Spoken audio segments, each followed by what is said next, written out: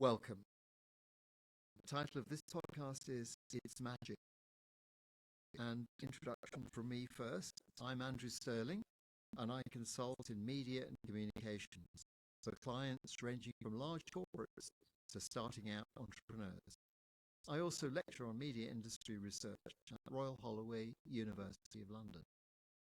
Today's topic is a bit off my usual, but it's fascinating. It's about how we communicate with animals and vice versa. We humans are a proud and upright part of the animal kingdom. Our superior faculties and abilities enable us to look down on other species. When we see an animal, we tend to have to decide whether to just watch or stroke or even squash it, such as with a bedroom visiting mosquito.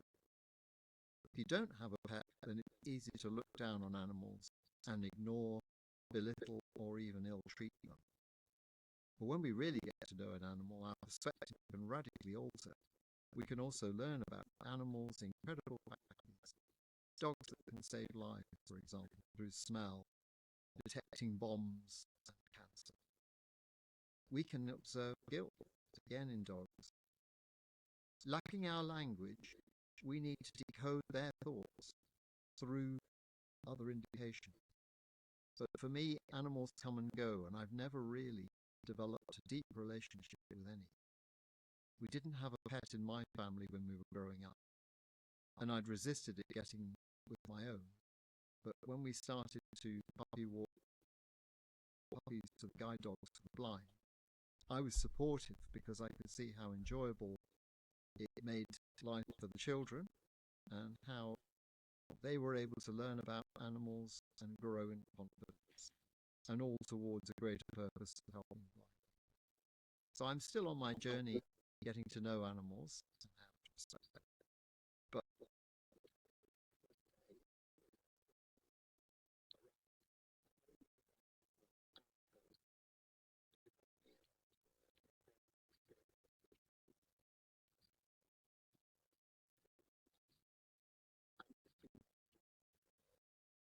Anna was born in Poland, but came to the UK to study finance and accounting, and has remained here ever since. She started her career at BT and co-founded a management consultancy focused on telecommunications and associated regulation. She has a nose for organizational financial health and for balance sheets, and has worked for large accountancy firms and regulators worldwide, scrutinizing network operators' business models. But today, we want to discuss communications and connections of a rather different kind between her and the animals she has come to know and love. So at this point, Anna, welcome to the podcast. Thank you, Andrew. Thank you for the introduction. And thank you for making it happen.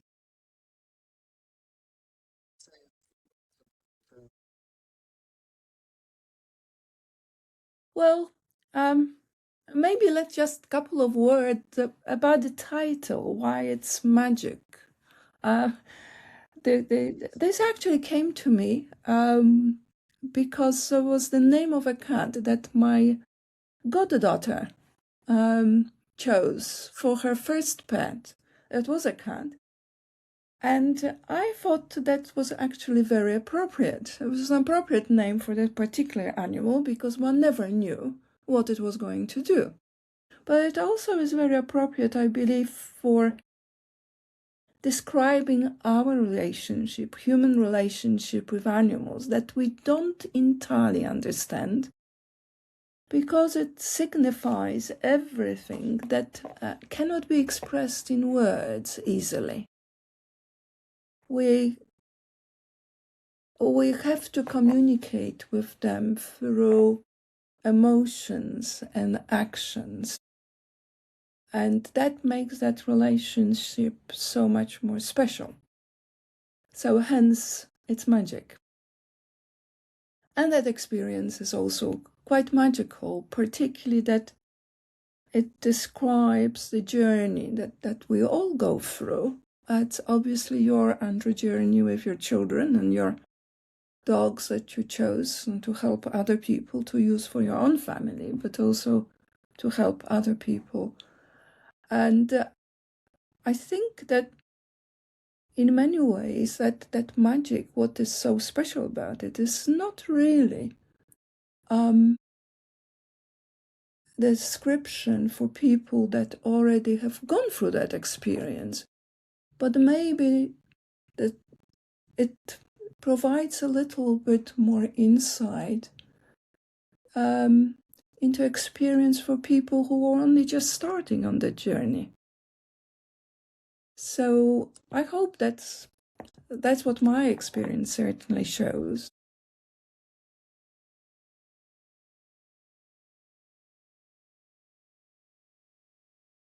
The particular one as the animal that really sort of answer my question I always pose, do we as humans choose these animals? And I think majority of the people would say yes. But in my case, the animals chose me. And the first animal that did it was a little orange Maine Coon that came to my garden, my back garden, and who just followed me every time I went out. This cat sort of chose me straight away, and initially lived in my back garden, and after a couple of years of looking after it, I adopted him and his little sister. And really, it's that little Maine Coon, a visual equivalent of Garfield that every child is aware of, that taught me so much more about animals and cats. Although I had dogs before, I just never realized that I could also fall in love with cats. Well, I did, and he was the reason, and he was the beginning of it all. He did. He had a name.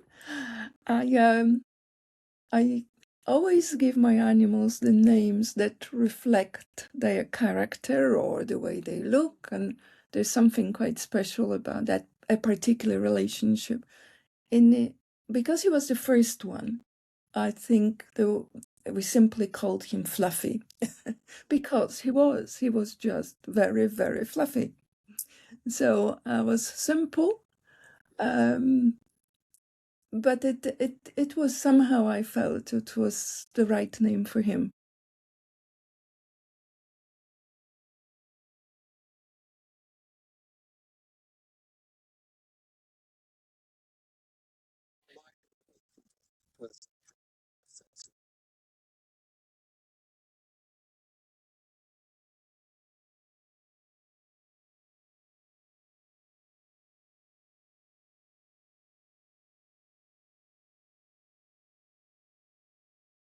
Well, for me certainly was the journey of caring for abandoned animals. That's certainly my story. Certain elements in one's life we can all anticipate, but I think those events that happened, which cannot easily be anticipated, they transform us. I think that the 2 decades or so that I've looked after the animals that needed help just made me realize that I'm no longer the person that was then, that I transformed, that I see world through a different prism. It's interesting, was listening to David Attenborough in his recollections in advance of his 100th anniversary. And for him, it was the event with the gorillas and looking into gorillas' eyes. for me, it was realization that that abandoned Maine Coon cat I probably love more than I loved anyone else. The feeling that you can have, which for an animal can be just as deep as one has for humans. And we realized that when we lost him, we realized that, and that did transform us. It's a journey of care. It's a journey of care.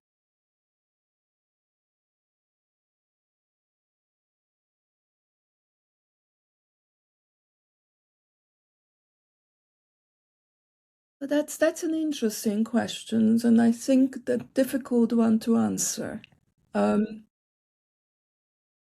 The measurements are, I'm being both specialists in telecommunication and finance. We're used to easy measures and targets. And somehow that concept is a little bit more difficult to apply when it comes to defining a particular relationship. I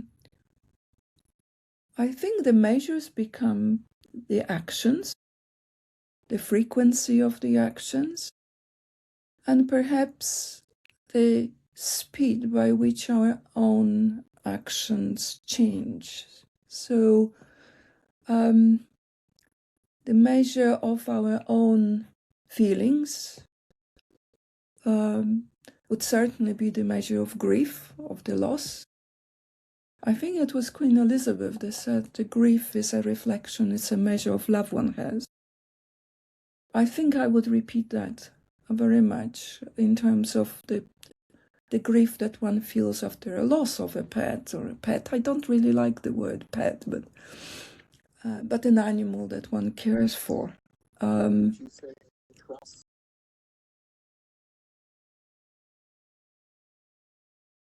Attachment and huge commitment. A huge commitment is a measure, and its commitment is mutual.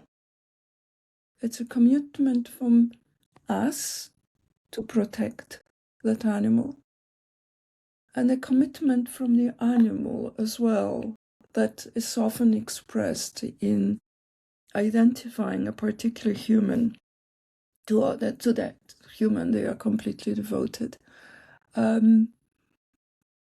So yes, but these measures are the scale of the actions and the frequency of the actions. But these measures actually also define us, who we are.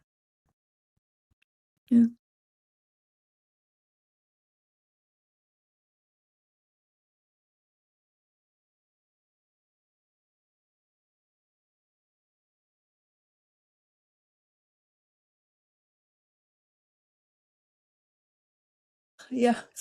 Yes, that's an interesting story, because for someone who is still actually allergic to cats, when I first moved into the house I lived in now in North London, within a week of moving in, my husband noticed two black cats laying near the place where we would put our rubbish bins. And because I was allergic, I thought I was allergic, and I was allergic. I said, look, you have to clean it up, as if it was just an object. And within a couple of days, I realized that these cats were still there, but one was laying and another was just sitting next to it. And it transpired. It transpired that one cat was not sleeping, but was dead, and the other cat was just sitting and protecting him. At which point, I couldn't believe it. That lasted like 2 or 3 days, and that cat just sat there, the cat that was alive. And without food, without water, and eventually disappeared. And it just made me feel, it reminded me so much about the whole idea in ancient cultures that describes this process, this journey of living where the body lives, or soul leaves our bodies, I should say. And I just wonder whether Greeks actually took ideas from animals rather than otherwise. So those links between humans and animals, I think, ran much more deeply than one realizes, or we are led to believe during our own culture upbringing.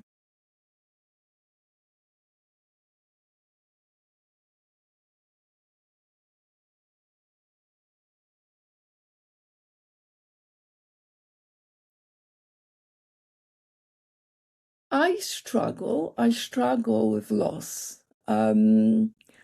But the real transformation was for me to realize that I am able of grieving an animal as much, at least as much as I can grieve the passing of a human being. And yes, I think that's quite common. Actually, it's more common than one realizes. But I think in our cultures we are incentivized not to show emotions.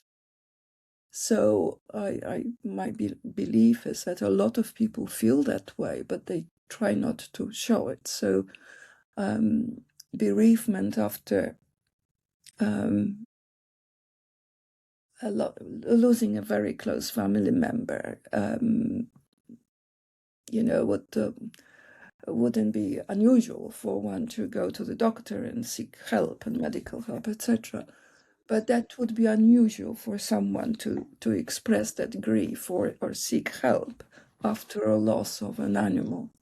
That's yes, absolutely, absolutely, Andrew. That's good. That's right. That's right. So it's those are the sort of aspects which are transformational, and I think point in my view to the similarities between humans and the animal world, be it cats or dogs or any other animal for that matter.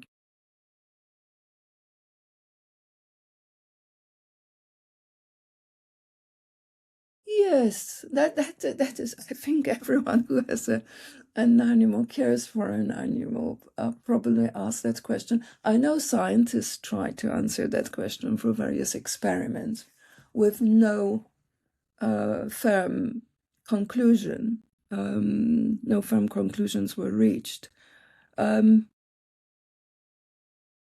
Is it as much as I love them? I suppose I will never be sure, but I'm absolutely sure that they love me. They do show it. It also depends how one defines love, but if you define it in terms of affection, in terms of devotion, I'm absolutely certain that animals are capable and have proven, in fact, in many instances, to be capable of expressing those feelings and emotions as much as humans do.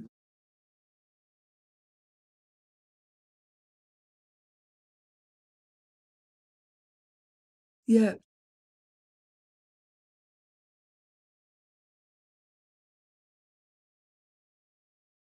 that was David's opinion. Also pointed, I think, in an interesting bit that David was also quite clear that there were certain animals which were not his favorite, and I think that is also fine. And for him was a journey, a passion that he wanted. So for what I took, particularly from that very, very famous interview and the Life on Nerve clip, and especially the gorillas.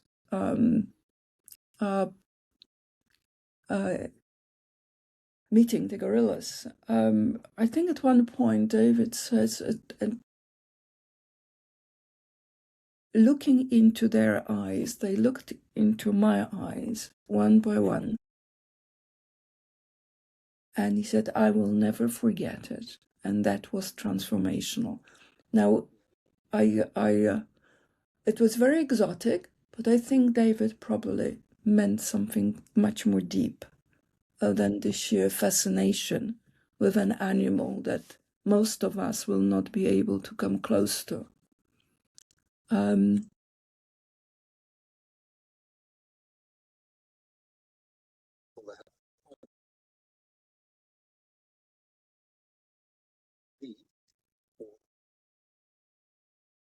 Yes,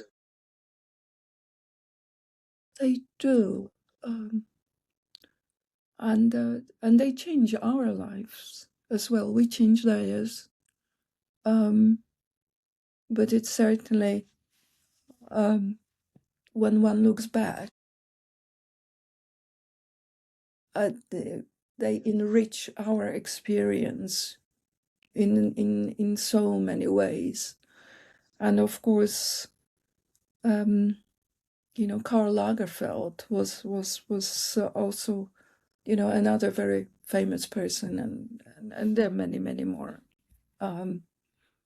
very famous people who express this view that meeting an animal and caring for it have actually changed them, not just their life, not just the events, not a journey that would consist of a set of actions and happenings and discovery, but actually the journey of discovering yourself, that you can be someone that you never thought you could.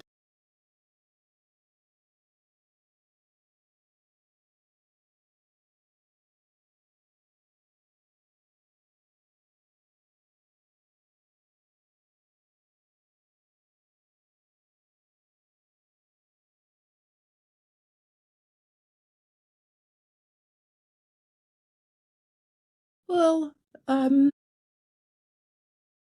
I hope that when one talks about the animals, they can see that relationship at a deeper level without the need to describe the relationship in terms of what I like, what I don't like. I think it goes well beyond. It always annoys me when I said, you know, I mean, more recently I acquired from a rescue place a couple of cats. And people, without even being asked, will say, yes, but I don't like cats, or I prefer dogs. Well, I haven't asked them whether they prefer dogs. But also I think it's a feeling of having to experience something and let it happen without prejudging your own actions or those of the animal. Let them choose you. Let them show how beautiful they can be.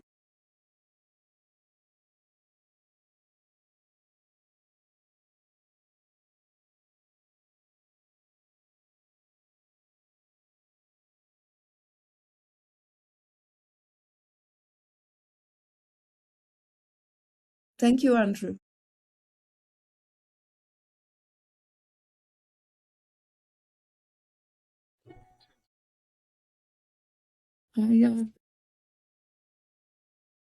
I think my Bella is pair rang behind, so she already likes you, Andrew. Thank you, Andrew. Bye-bye.